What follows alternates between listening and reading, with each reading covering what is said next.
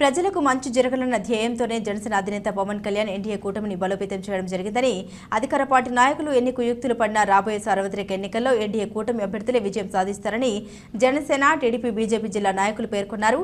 ఆదివారం బద్వేల్ మున్సిపాలిటీ పరిధిలోని స్థానిక రాఘవేంద్ర గ్రాండ్ ఫంక్షన్ హాల్లో నిర్వహించిన జనసేన పార్టీ సమావేశంలో స్వచ్ఛందంగా 500 కుటుంబాలు జనసేన పార్టీలో చేరారు. ఈ రోజు జనసేన అయితేమి బీజేపీ అదేవిధంగా తెలుగుదేశం ఉమ్మడి అభ్యర్థి అయిన రోషన్న గారికి టికెట్ వచ్చింది. మీరందరూ కూడా కలిసి రోషన్న గారిని కమలం గుర్తుకు ఓటేసి అత్యధిక మెజార్టీతో గెలిపిస్తారని మీ ఆడబిడ్డగా నేను మిమ్మల్ని అందరిని కూడా చేయి చాచి అడుగుతున్నా. ఎందుకంటే ముందు తెలుగుదేశం 1కి 2, 2కు 3 తోడై బలమైంది. మీరు ముగ్గురు చేతులు కలిపితే విజయం మన వంతే ఉంది. ధైర్యంగా మన విజయవంతం వెళ్ళి గెలుస్తాము, మన క్యాండిడేట్ గెలుపుకుంటామనే నమ్మకం ఉంది. మీరందరూ కూడా ఒకటయ్యి బొజ్జ రోషన్న గారికి అయితేమి అదేవిధంగా భూపేష్ రెడ్డి గారిని ఇద్దరిని కూడా గెలిపించాల్సిన బాధ్యత మనందరికీ ఉంది. వాళ్ళు ఏమంటున్నారంటే ఏముంది ముగ్గురైనా కూడా మనమే గెలుస్తామని వైసీపీ వాళ్ళు అంటారు. వాళ్ళను ఢీకొట్టి మేము ముగ్గురం తోడై బలంగా ఏర్పడి ఒకరికి ఒకరు తోడై మన క్యాండిడేట్ గెలిపించాల్సిన అవసరం ఉందని మీ అందరికి కూడా చెప్తున్నా. ఒకటి నామినేషన్లు అయితేమి క్యాన్వాస్లు అయితే ఎన్ని ఒకటెత్తు. ఇప్పటి నుంచి మన సైనికులు మనందరం కూడా ఫోన్ మేనేజ్మెంట్ అనేది చక్కగా జరుపుకోవాలి. అది జరుపుకున్నప్పుడే రేపు గెలుపుకు ముందుంటాము. ఏ బూత్ నాయకులు అక్కడనే పటిష్టంగా ఏర్పడి మీ బూత్లో ఇంటింటికి క్యాన్వాస్ చేసి కమలం గుర్తుకు ఓటేయమని ఇప్పటి నుంచి దయ ఉంచి మీ అందరికీ ఒకటే జనసేన బీజేపీ తెలుగుదేశం ముగ్గురు కలిసి డోర్ టు డోర్ క్యాన్వాస్ చేసి మన గుర్తులు చెప్పి తప్పకుండా మన క్యాండిడేట్ని అత్యధిక మెజార్టీతో గెలిపించాలా. అదేవిధంగా ఆ రోజు ఎలక్షన్ రోజు కూడా ఫోన్ మేనేజ్మెంట్ కూడా చేసుకోవాలా. ప్రతి ఒక్క ఓటు విలువైంది. ముసలోళ్ళు కానీ ఎవరున్నా కూడా ఒక్క ఓటు ఏమైంది అనుకుంటే ఆ ఓటుతోనే మనం ఇబ్బంది వెళ్తాము. అందరు యువకులు నాయకులు అందరు ఉన్నారు. వాళ్ళందరికీ నేను చెప్పేది మనం ఒకటే, రేపు సక్రమంగా మనం ఫోన్ మేనేజ్మెంట్ చేసుకుంటే తప్పకుండా మన క్యాండిడేట్ బొజ్జ రోషన్ అయితేమి అదేవిధంగా భూపేష్ గారు అయితే మీకు గెలిపించుకుంటాము.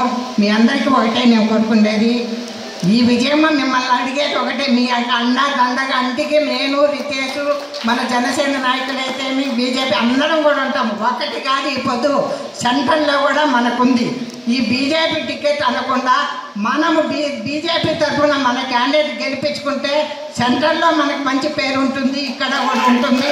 మీ అందరికీ కూడా మనం చేసేది అట్లే పవన్ కళ్యాణ్ గారి దగ్గర కూడా బద్వేలో మనం సీటు గెలిపించుకుంటామంటే మంచి అభిప్రాయం ఉంటుంది. తప్పకుండా పవన్ కళ్యాణ్ గారిని అయితే మీరు పురం చేసుకుని అందరిని కూడా పిలిపించి మీ ముందర వాళ్ళ మీటింగులుగా పెట్టి క్యాండిడేట్ను అధిక మెజార్టీతో గెలిపిస్తారని మనం చేసుకుంటూ ఈ అవకాశం ఇచ్చిన పెద్దలందరికీ నా హృదయం. నాకు తెలిసి బద్వేల్ కాన్స్టిట్యున్సీలో ఎన్నికల సంగ్రామం ప్రారంభమైన తర్వాత జనసేనలో జాయిన్ అయ్యేదానికి ఇంతమంది యువకులు పెద్ద ఎత్తున రావడం చాలా శుభ పరిణామం నేను తెలియజేస్తున్నా. ఈ ఎన్నికల యుద్ధంలో ఇది మంచి పరిణామంగా రేపు గెలవబోయేదానికి తొలిమెట్టుగా నేను భావిస్తా ఉన్నా. జన సైనికులు ఎక్కడ ఉంటారో అక్కడ ఉత్సాహం గురకలెత్తుతుందని చెప్పి అదేవిధంగా ఎన్నికల్లో కూడా అదేవిధంగా మనం ఉత్సాహం గురకలెత్తే విధంగా ఈ వైసీపీ ప్రభుత్వాన్ని గద్దె దించేదానికి ఎన్నికల చివరి వరకు మనం ఇదే ఉత్సాహంతో ముందుకు పోవాలని నేను తెలియజేసుకుంటూ ఈరోజు పారదర్శకంగా అందరికీ అన్ని అందజేసే బాధ్యత మేమందరం ఇక్కడ ఉన్న నాయకులందరం తీసుకుంటామని మీకు మరీ స్టేజ్గా మీద నుంచి ఈ సభాపూర్వంగా ఖచ్చితంగా చెప్తున్నాను. అందుకు మీరు ఇందాక అంతమంది మాట్లాడుతుంటే రాసుకోవాల్సి వచ్చింది. మనందరం ఒకటే చెప్తున్నా, కష్టపెడదాం, వీళ్ళు కష్టాల్ని గుర్తుపెట్టుకుందాం, కష్టపడదాం.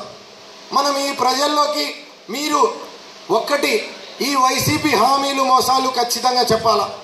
వీళ్ళు ఎప్పుడు ఏం చూసినా బ్యానర్లో సిద్ధం అంటారు. దేనికన్నా సిద్ధం వీళ్ళు. ఈరోజు నడి రోడ్లో 1 కాదు 2 కాదు 3 కాదు 5 టీఎంసీ పెద్ద చెరువుకి ఇస్తా అన్నాడు సోమశీల వెనక జలాలు. ఈ ముఖ్యమంత్రి మాట తప్పనన్నాడు. తప్పినాడా లేదా? 4 మండలాలు కరువు ప్రాంతమైనాయి. వీళ్ళని ఫస్ట్ అడగాల, చొక్కా పట్టుకొని మన మండలాలకు వచ్చినప్పుడు మీరు దేనికి సిద్ధమయ్యా? ఇది ఎగరగొట్టిందానిక? బద్వేల్ని రోజు కడపలో కానీ ఎవరైనా అడిగితే బద్వేల్ పేరు మార్చేసినారు భూ కబ్జాలని.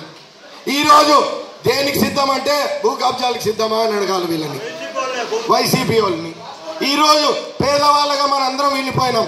నేను ఒక హామీ ఇస్తున్నా, ఒకటే హామీ, గవర్నమెంట్ ఇచ్చిన 100 రోజుల్లో ఎవరెవరు ఇబ్బంది పడినారో మీ డోర్ తట్టి మీ అన్ని సమస్యలు పరిష్కరించే బాధ్యత మేము తీసుకుంటామని మీ అందరికి హామీ చెప్తున్నాం.